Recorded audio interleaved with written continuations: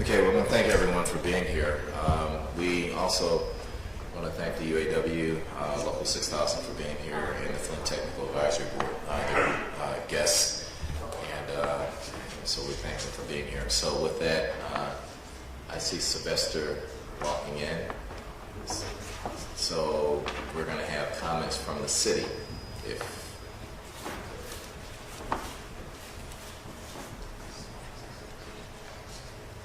And we also have representatives from the Small Business Association here too, so thank you.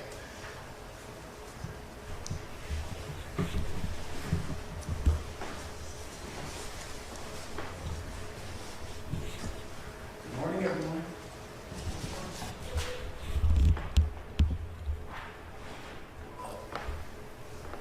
Yeah.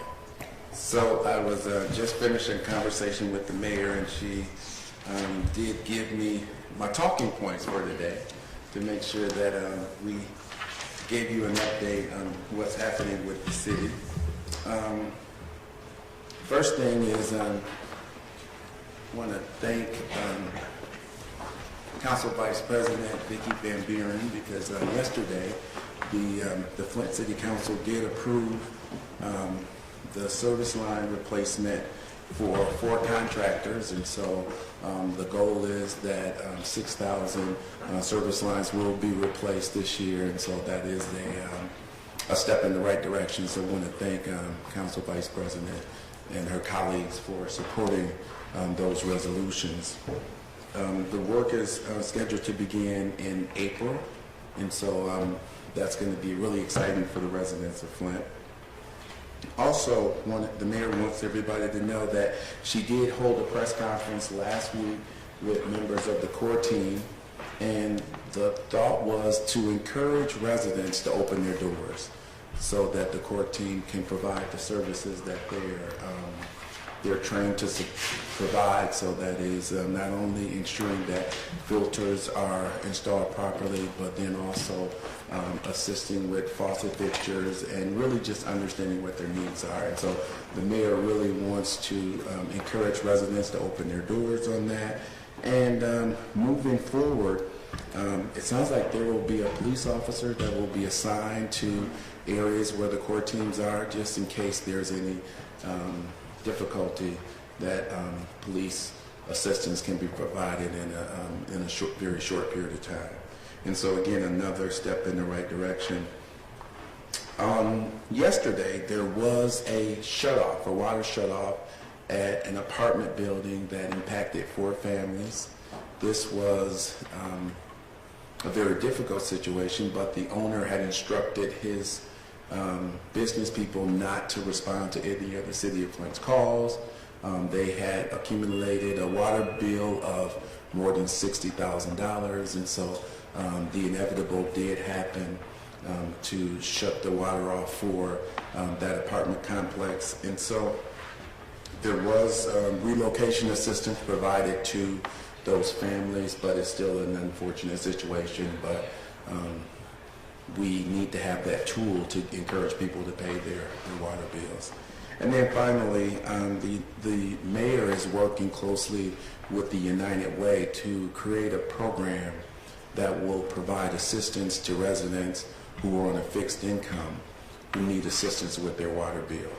And so the United Way, under the leadership of Jamie Gaskin, has made $50,000 available to that, and the goal is to reach out to other philanthropic groups to bring in resources to help families that are on a fixed income so that we don't have to experience other water shutoffs. And so that's the mayor's report for today. Things are moving in the right direction, and again, just in closing, 6,000 service lines will be replaced this year. So really exciting news for everyone. I want to thank General McDaniels for his leadership with the Mayor's Fast Start program, and things are moving in the right direction. Thank you, Sylvester. Mark Belichick. Well, last night we completed a submittal to HUD for a lead paint reduction grant and a Healthy Homes grant, which is a collaborative effort between the Health Department, G-Card, and the City of Flint. We also, as I mentioned before, have been doing outreach along with the license renewal mailings that were sent to restaurants throughout. You probably can just hold it away from you. Throughout Genesee.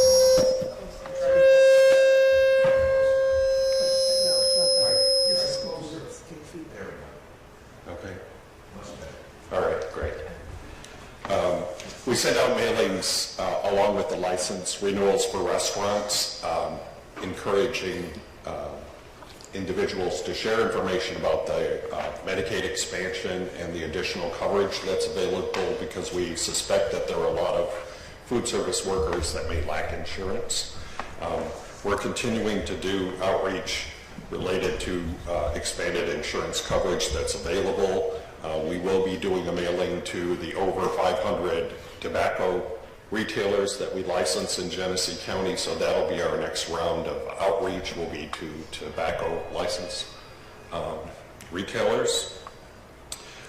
We have had conversations with federal government, and they have submitted an RFP to us around the issue of expanding the Healthy Start grant. So we will be submitting a proposal to them related to that project. And we are working with Legal Services of Eastern Michigan on a joint legal health grant for a pilot project that we hope to submit this month. That's it. Thank you, Mark. George? Thank you, Harvey. So this morning, I'd like to talk about something we haven't discussed in quite some time, and that is the results of the residential testing that have been going on. And so before I get into the meat and potatoes of the numbers in here, I just want to briefly explain how the residential testing program has evolved.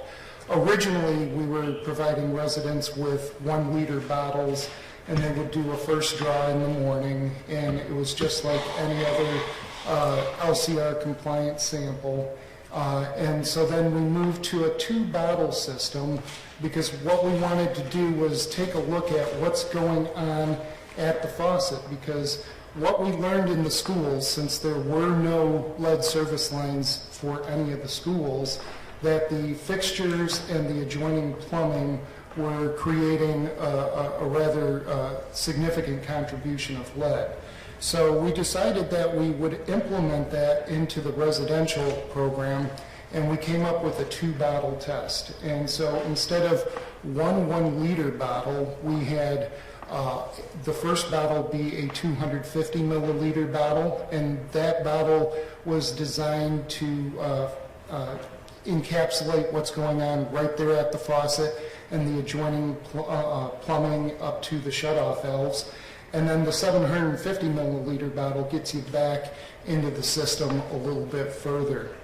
So since January 1st of this year, we've had a total of 1,043 of the 2-bottle kits turned in by residents, and the results are very encouraging. One of the things that we do, the resident actually receives 3 results, one for the 250 ml bottle, one for the 750, and then we utilize a calculation so that we can find out what the number would have been if they would have used a 1-liter bottle.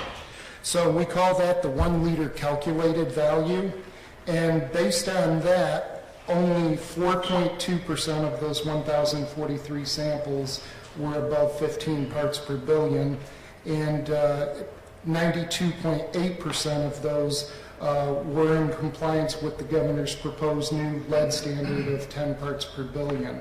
So that's very encouraging. There are still a number of the old 1-liter bottles out there floating around, and we've still been accepting those and testing those. And so at the beginning, since the beginning of the year, we had 315 of those, and 97.8% of those fell within the governor's proposed standard. So that's very encouraging.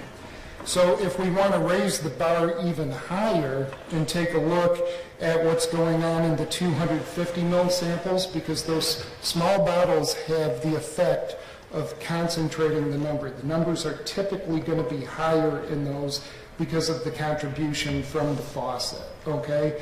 And so if we look at that in the 250 ml bottle, 92.1% of those, 961 out of the 1,043, fell within the governor's proposed standard of 10 parts per billion. So this is all very encouraging. It's clearly demonstrating that things are moving in the right direction, and so we're very optimistic about this. Then the other thing that I wanted to just discuss very briefly, the core efforts continue out in the city, and so far in total since we began the program, we've visited 115,000 residences, basically door knocks, and that's resulted in a little over 35,000 completed visits, meaning we've actually had the opportunity to speak with a resident. Now, obviously, 35,000 is greater than the total number of residences, and I acknowledge that there are a number of residences where we have not spoken with the resident. So there are cases where we've spoken to folks 2 times, maybe even 3 times, and there are cases where we still have not had the opportunity to speak with the resident, but we're targeting those areas, and as we move forward and continue to do our sweeps through the city, we're trying to make sure that we do our outreach to everybody. Any questions for George, Dr. Sullivan? I just want to make sure I get the numbers. For the 250 milliliter samples, you said 92.1% were below 10 parts per billion? At or below. Great. And then the average, that calculated?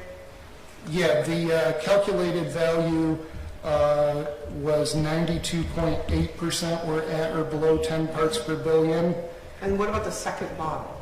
The second bottle, the 750 milliliter bottle, 94.3% of those were at or below 10 parts per billion. Okay. And then for the completed visits with the core, do you have a number of homes where there's been a door knock, but you still haven't been able to make contact? I don't have that data available, but we are keeping track of that. Okay, and is there an area of Flint where maybe it's been harder to actually make a contact with the resident than like an area that needs some extra? So let me address that. In our previous conversation, Dr. Sullivan, you had a very excellent point, and so we actually went and did the follow-up. What we wanted to do was a word-by-word analysis of the city. And so we looked at the data a couple of different ways. And so the most meaningful thing that we did in terms of being able to ascertain exactly what you're getting at is in our breakdown of the wards, and this is just for residences because we're treating the apartment complexes as a separate program. So this is simply single-family dwellings. So on a ward-by-ward basis, we broke it down and we had the total number of residences with active water accounts in each ward. And then we took a look and, we had compiled data for door knocks, and then we also compiled data for visits. And then what we did after that is we said, okay, we got to take a look at all the total number of unique addresses, because as I indicated before, some residences have been contacted twice, some haven't been contacted at all. So then what we wanted to do was say, what is the percentage of outreach on a ward-by-ward basis? What is the percentage of the folks in each ward that we've actually spoken to? And the range was much better than I thought it was going to be. It ranged from, if I remember correctly, 64% to 77%. So that's, all things considered, given that we didn't do any focused efforts, that's a pretty tight range. What we then decided to do after that is, out of the 9 wards, we would take a look at the bottom 3 wards and do additional efforts in those 3 wards. And each time we cycle through the city, we're going to redo the calculation for the previous round, and wherever the bottom 3 wards are in the following round, that's where we're going to do additional follow-up. Okay, so just to make sure I understand, what you're going to do is keep track and have sort of a target of giving extra attention at any point in time, or at each round maybe, to the 3 wards that seem to have the hardest From the time. previous round. From the So previous in the round. current round, we take a look at the previous round, see who the 3 lowest wards were, Right. do a little bit more attention to those wards before we move on to the next round. Okay. And then once we move to the next round, we'll recalculate the previous round. Right. And so then the hope is that basically the bottom 3 wards are just going to cycle through, and it's not going to be the same 3 wards. Very good, thanks. And I think it would be really helpful to the council if you could provide them with that information so that they can help in that. Absolutely. too. Yep. Thank you. Sylvester, Mike. Yeah, thank you, Dr. Sullivan. The city also would like to have that information as well. Absolutely. Thank you. Dr. Inriago, right? Yeah, let me just get the implication of the results you presented. Will the 1-liter bottle be getting water that is in contact with lead service pipes? No. If you're talking about the service line outside, the answer to that is no. You need to do sequential sampling. The 1-liter bottle is just strictly by the guidelines as set forth in the lead copper rule. Right, so then when you said that the numbers have declined to 92.1, that doesn't really mean that, again, I'm trying to get that clear. You still, if the water were in contact with lead service line, then you can still have high levels of lead which will not be captured by the sample you collected. Well, obviously, the water, if there is a lead service line, has to pass through the lead service line. So all the water goes through the lead service line. The question is, what is the duration of that contact? Okay, sure. And for those who don't know, Dr. Inriago is Professor Emeritus at University of Michigan School of Public Health and Department of Environmental Health Sciences. So he's working with the city on things. Just a novel question. So these test samples are done without the filter, right? Absolutely. Okay. That's just for folks who are watching. Yeah, I have a question on that. The instructions are very explicit about that. Any other questions for George? I just have one more thing. Go ahead. If the questions are done, Can I you turn have your one more mic off? thing. Yeah. I just wanted to add to what Sylvester had talked about earlier with the core. I just want to make sure that everybody has the call for core number, because you don't have to wait for us to come knocking on your door. If you have an inconvenient schedule, or for whatever reason you would like the core to show up, you can call the following number, area code 810-238-6700. I'll repeat that. Area code 810-238-6700, and we can schedule an appointment to come see you. Okay. Well, thanks, George. Moving on in the agenda, we have the EOC update. Mr. Kaplan? Inspector Bush, okay. Good morning. The SEOC continues to stay active in the involvement. Our daily distribution of water, filter, and cartridges has been staying constant over the last few weeks, and our inventory is staying at an adequate level. In approximately about 21 days, we can go with water, which was key during the power outage recently. The CPADs were continuing to open. We had a few shutdowns of those during the power outage just due to safety concerns, but we're continue to stay active with those, and they're open, and things are continuing. Any questions for the Emergency Operations Center? Okay, seeing none, we have the Flint dashboard update. Colonel, where? Right here. Go right there. Yeah. All right. Go I ahead. moved. Just so it'd be easier to obviously do the screen. So this is the Flint Action Tracker website. It's the tool that's available to the public, to obviously anybody in this room. It's flintactiontracker.com. If you Google it, it'll take you, just click on the next link. Before I hit this really quickly, I just wanted to give an overall update as to where we stand. On the 75-point plan, we continue to make great progress there. 54 out of 75 points completed at this time, which is overall 72%. There's a link now on this page to that. It's right here, Goals to Strengthen Flint. This is the 75-point plan. It's an internal term that we kind of use, but the true term for that is Goals to Strengthen Flint, and this is the 75-point plan that the media often references. If you click this link, it'll take you right to this right here, which is a PDF. I'm just trying to save time, so that's why I didn't actually click on it. But that walks you through essentially kind of where we stand overall on the shorts, intermediates, and longs across all of the major categories, starting with health and human services, jobs and economic development, obviously education, and then water supply and infrastructure.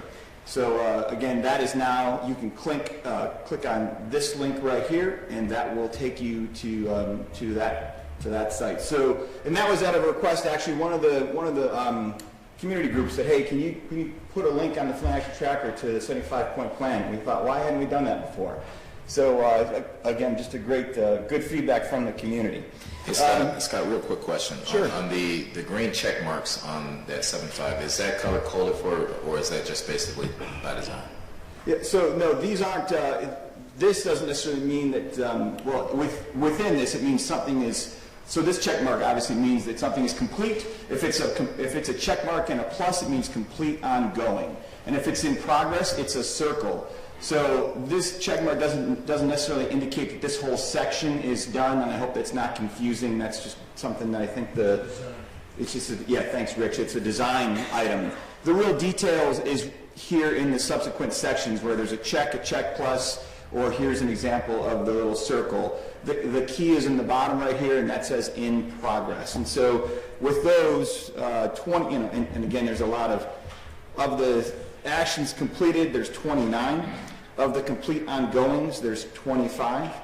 And then again, it's a lot of numbers here, but as I indicated, we're 72% completed overall on the 75-point plan, and the subsequent details are all on the link. When we look at the Flint Water Advisory Task Force report, so again, there were 44 recommendations in that. That we don't actually have on this website because that's still there's a lot of action being taken with that. But overall, within the 44, we have 13 completed at this time, and there's a mix of either completed or complete ongoing. We have 9 that were referred, and that 9 has not changed. And by referred, we mean they were either referred to the federal government or the city or the county. And then we have 22 actions that are in progress right now. And so those in progress items, they can be examples like the revised lead and copper rule, environmental justice. There's a lot of different actions that a lot of folks in this room are involved in when it comes to some of the policy discussions, things of that nature. And so that's why we say complete ongoing or in progress, depending upon the status of the 44 in question. Hey, Scott, yes. May I make a recommendation? That, sure. Do we have anywhere on this website that states where those 9 referrals are, what they are? Not on the Flint Action Tracker. We didn't have the 44 listed on here. We could do something, Harvey, with that. Just so that people are not confused, that if there are certain things that refer to other agencies sure. or municipalities, then we probably should put that up there too as well. Okay. Yep. Absolutely. We can modify the website accordingly to list the advisory task force report status and cover down on that. No problem with that.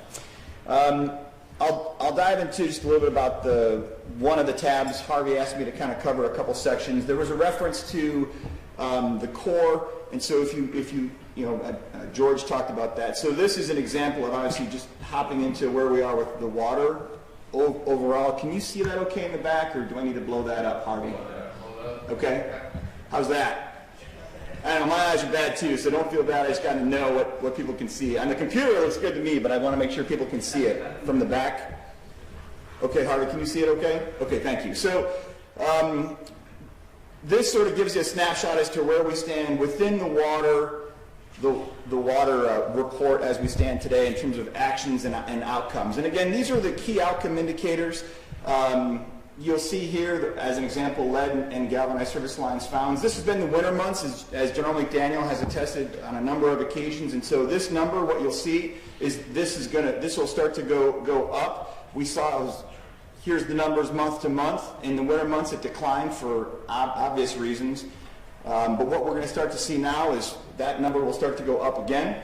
And so as we, again, look across all of these, and I don't want to take up a whole heck of a lot of time today, but again, this is a publicly available website. Anybody can get to this. You can click on all the various items, and it'll describe for you what all the intricate details are. George referenced the core.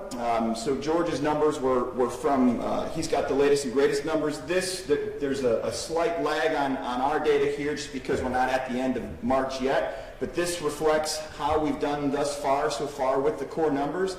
The target per month is 34,000. We're very close to hitting that in February, and we didn't even have a complete team yet. So George and I both know that when we have which the complete team is on board now. They started essentially, the complete team was in the beginning of March. So they will very likely exceed their target of 34,000. I don't know if and I should have checked this beforehand. We do not have the actual sound, so I'm gonna do something here. This is a video that can I play this really quick, Harvey? Do we have time for this? I think this is worth watching here, and I'm going to transfer the sound to this and try to get this right. It may be off just a little bit. Oh, heck. It's not going to work right. Well, I'm sorry about that. Yeah, I just can't get the sound to work right on this thing that I had wanted it to. My apologies. But this video is available on the actual page. It's a great video that describes the core program, and I just can't get the audio to come through the way I would like it to here. Let me try it one more time. When it first happened, I was really caught off guard. I was like, I didn't know a lot about it, but I saw the water coming out of my bathtub, my sinks. In order to figure out what's actually going on with the water, you have to be involved some type of way. So what other better way than to get employed or be in a work training program by it? As of now, I feel like I am educated in regards to filter education. We can just pull together and help each other. I feel good giving people the filters and letting them know how it works and letting them know about the programs, letting them know that people are trying to bring it back together. All differences aside, just coming together to help each other, that has been fantastic. It's been a magnificent wraparound to have the vans actually take us into the communities, and be able to go door to door and knock on the residents' home, on their door and actually be there for them. If you've been here for a while, then you kind of have a tendency to know some of the people that you're knocking on their door. And if you don't know them, then it's okay. This is how you present yourself. We have a badge to present ourselves. We have a vest to present ourselves to let you know who we are. I let them know who I am. Hi, my name is Shakan Hall. I'm with the FWICC Community Core Outreach Program, and we're here to make sure that everybody has filters on their faucets. When we put these actual filters on, sometimes they weigh down the unit itself and makes it leak. So in turn, we want to make sure they have a strong faucet to be able to hold those. I want to do everything I can to make sure that we get back on the right path. I'm not trying to, get anything over them. I'm just letting them know this is what we're doing to be part of the solution. We'll get through this just like we get through everything else. We're all in this together. Even when we have those difficult conversations with residents, you know, I'm just a listening ear because it's something horrible that happened to people. And so just this little small thing that I can do to, you know, ease their burden, to ease their discomfort, you know, is so worth it. Say, for instance, I run into somebody that says, I don't want to have nothing to do with it. Carry on the conversation, introduce the program to them, and tell them have a nice day. You know, this program does work. I believe I'm making a difference. I believe not only at my job, but I'm making a difference in the city. This is safe right now. You know, I believe it's safe. Once upon a time, Flint was awesome, and I still think it's awesome, and we will be united once again as a great community, and we will make Flint great again. So I would encourage you to just go to the actual Flint Action Tracker website, and this is located in two sections. It's in the core attempted visit section, the video link is, and it's also in the core outreach completed. And again, my apologies for the not having the iPad sync to the computer. I thought I would get audio more effectively. That's it. Of course, subject to anyone's questions or comments on the Flint Action Tracker or status updates on all the tasks or activities at this time. Any questions for Scott? I have a question. It's really more of a comment. To that video, I think it's excellent presentation. I saw it about a week ago. It was presented to a number of community organizations and a few residents. And I want to say thank you to Tiffany. I think with that presentation and the work that she has put into it, I mean, I was impressed. With that few minutes, you felt ready to sign up to have your house inspected, come check out my filter. I know just by talking to my sister, which she's very educated, smart person, but found out she wasn't using her filter right and she needed it to be changed. And they showed her how to do it and she was impressed. So I think many people still need to take advantage of that. And if that video could be shown more often publicly and shared with community groups, I think it will help to make the program more successful. Thank you, Tiffany. Any other comments? Rich? I'd just like to reinforce something that George said earlier, because a couple of days ago I received a call from one of the pastors who said that call for core wasn't working, and I said, well, where are your parishioners or your congregation calling? He said, we're calling 211, and what happens is the core people just come out, but there's no scheduling involved. And I said that 211 did not have the capacity to actually schedule and take appointments, and that's why we stood up a call center with the number that George gave. So I just want to make that point that while 211 is something that residents call for a variety of services, scheduling core appointments requires the number that George gave. Thanks, Rich. Dr. Sullivan? Is it possible, this is just a thought, for when if people call 211 to get that phone number? They do? Okay, thanks. That's a good point. So, Scott, thank you for that. The website again is what? Sorry about that. If you just Google Flint Action Tracker, you'll find it. It's www.flintactiontracker.com. Okay, great. And on that website, you still can get to the expenditures. So if the public want to see where the money is and where it's going, that's also on that same website. Yes, and there's links from the city website to that. There's links from Flint Cares to that. So there's a lot of different connections that we've made with the community to really promote that transparency that a lot of this group was asking for and the community. And that's the whole purpose of the website, is to hold ourselves accountable. Okay. Thank you. Thank you. Moving on the agenda, we have a subcommittee update. So water infrastructure, we have Bryce. Thanks, Harvey. So for our subcommittee report, I'd like to report out on the Water Infrastructure Conference, which most of you know occurred here in Flint, March 7 through 9. First, I'll just share some statistics with you. On day 1 and day 2, it was standing room only. There was over 350 folks in the room, so that was awesome. Day 3, a little less, but still a great crowd, 280 folks. But look at listen to the demographics and the coverage, if you will. There were 96 different municipalities represented across the state of Michigan. There were 20 different states represented. There were 3 countries represented. And many of you know that this really This project of the subcommittee came as a result of a FWICC recommendation that we used the occasion of the Flint water crisis to raise awareness of the need for infrastructure improvements across this entire state and across this entire nation. And so when you look at some of those represented areas, I think we did that. In addition to that, there were 21 different media represented on that first day as well. And so that's a cool thing. And I want to thank many folks in this room who did great jobs. As you know, on the first day, the mayor, the governor, General McDaniel, Keith Cray, and others gave some great keynote addresses, and many other folks helped organize and do presentations on subsequent days. You also know that the governor, in his opening comments, his keynote address, said he didn't want this just to be a nice meeting. He wanted there to be some actions that result from this event. And so toward that end, all you who attended and who registered, you know you have received an email survey link. And so I hope you will respond to that survey.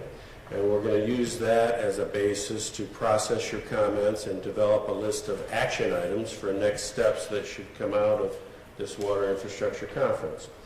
And we'll process those comments through the subcommittee, but I also want to extend an invitation to anybody on this larger group who wants to be part of that process to develop a list of action items. So we would expect some of those action items will certainly align with the governor's 21st century infrastructure report recommendations, but I suspect there'll be some additional ones as well. So, and that concludes my report, Mr. Hollins, unless there are questions. Dr. Enriago, did you have a question? Yeah, I think he tried to answer it already, which is what will be the follow-up action plan. So when, after collecting these comments, what will you do with those other than what? Well, we have to develop that list of action items, and certainly we'll share those and process those with this group, the FWICC. So I don't know yet, but we have to develop the list first. So the next step is to develop those action items. So. Okay, thank you. Any other questions for Bryce? Thanks, Bryce. The Water Rates subcommittee, we had a 3-hour get-together on the 17th here in Flint, and we used just about every minute of the 3 hours. It was primarily a presentation by Dr. Janet Beecher of Michigan State University, who basically gave us an overview on rates and histories of rates and comparisons throughout the country of different water rates, and also a presentation by Eric Rothstein, who served on the Flint Water Advisory Task Force, and also is a water expert in terms of rates, who also consulted with Detroit to create their Detroit Blue Ribbon Water Affordability Plan. We also had a representative from DWSD who talked a lot about the plan and how it helps residents, particularly residents who are struggling with their bills, to actually meet their obligations in paying their water bills. We had a timeline presented by Larry. You want to make a comment on the timeline that you talked about at all? Larry Stuckelberg. Well, the EPA order and requirements are that the city has to move forward on a water source and plans to implement that. I am anticipating something on that in early April or mid-April. Following that will be a cost study on the proposed options and the final choice, and then a rate study after that. Not to set rates, but to look at the rate impact of whatever choices are made on that. That has to come together by June. So the subcommittee's work has to dovetail with that effort so that the subcommittee's work and the cost and rate information come together in a final plan for the city as to what the impact will be on customers. So the city, nor the state nor the federal government sets the rates. The city sets its rates for water. And to be very, very clear about that. We will be reconvening because we really didn't get into policy recommendations, and there were several individuals around the table, and the city was well representative. Thanks, Sylvester, for pulling that together. In terms of really getting to a recommendation that we can present here to FWICC and then hopefully to the governor in terms of setting to recommend certain policies that may have a direct impact and benefit on other cities in Michigan. Any other comments from folks who participated? Dr. Reynolds? Yes, what I found most interesting is water service utilities are not regulated. That power and other utilities are regulated by the state. So a water utility, if I may use that term, can find itself in a situation where there's no physical guidelines or requirements to be met as for electric and gas. And that is a central policy issue. It may go against the current political environment for small government, but in order to address some of these issues, there's going to have to be a major investment, and if the feds aren't going to do it, the state of Michigan is going to have to do it. Okay, want to make sure there's a clear that there's a difference between investment in systems and regulation. So the MPSC, which we have in Michigan, doesn't regulate water, and it was disclosed that Michigan is one of, we're on the bottom half of most states do have regulation of their water systems, and that may be a recommendation that the MPSC set base guidelines in Michigan for, like the rate commission, exactly, for the Michigan Public Service Commission. I'm using acronyms here for those who don't know. Anyone else? Sylvester, you have any comments about the conversation, or Dr. Sullivan? Well, I certainly want to echo what Dr. Reynolds said about the regulations for water. I think that's an important piece. I particularly enjoyed Dr. Eric Rothstein's presentation, in which he talked about how historical decisions have kind of brought us to this day where we are right now. And so hopefully as we kind of move forward, we will not only think about what needs to happen going forward, but also kind of learn from the decisions of the past. I thought that was really good. And I guess I want to commend both you, Harvey, and Stacy for the work that you guys put into it and just bringing really good people to the conversation. So I particularly enjoyed the presentation from the gentleman from Detroit about the RAP program, and that's something that we've had some conversations about back at City Hall. When you talk about a program like that has increased their collection rate significantly, and I believe he said that Detroit's collection rate is at 92%. You know, it really puts a different spin on everything. And certainly Dr. Beecher's, her presentation was very good as well. So lots of really good information. I thought the dialogue that you allowed to happen was really good. And so we're looking forward to the next conversation. Okay, and that next conversation is going to be in April for those on that subcommittee. So we don't have a meeting scheduled for the FWICC. It's all right. You already set the date. Okay, Stacy's corralling the cats here to get a date in April. And then at that meeting, we will dive into the policy piece of it. So we'll look at different policies. And as a governor, when I first joined this administration, he basically said he's not embarrassed on taking a good idea from another place and implementing it here in the state of Michigan. So we're not trying to recreate the wheel. But the experts will help us do an environmental scan of what other municipalities or states might be doing to see if it makes sense to actually do here in the state of Michigan. Dr. Sullivan? I just want to add that Dr. Beecher and Eric Rothstein both have already done a lot of research on progressive rates and ways to move from a system of rates that can make things very difficult for people in poverty to a plan that would deliver or potentially deliver water to people who currently are having difficulty being able to afford that. So just wanted to comment on that. Thank you. Harvey? Yes. If I can add further, Dr. Vicky Bambi. Go ahead. no, I agree with what the last couple of speakers said, including Sylvester. I felt that Dr. Eric Rothstein, is that his name?